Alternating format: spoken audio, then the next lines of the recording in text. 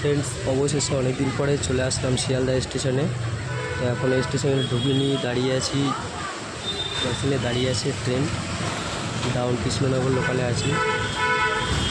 তো কার সাইডে দেখা যাচ্ছে যে আমাদের যে নতুন এসি লোকাল ট্রেনটা চালু হয়েছে শিয়ালদা টু রানাঘাট লোকাল, সেই ট্রেনটা আমার সামনে দাঁড়িয়ে আছে। তো এই সুযোগে ছোট্ট একটু ভিডিও করে দেখাচ্ছি।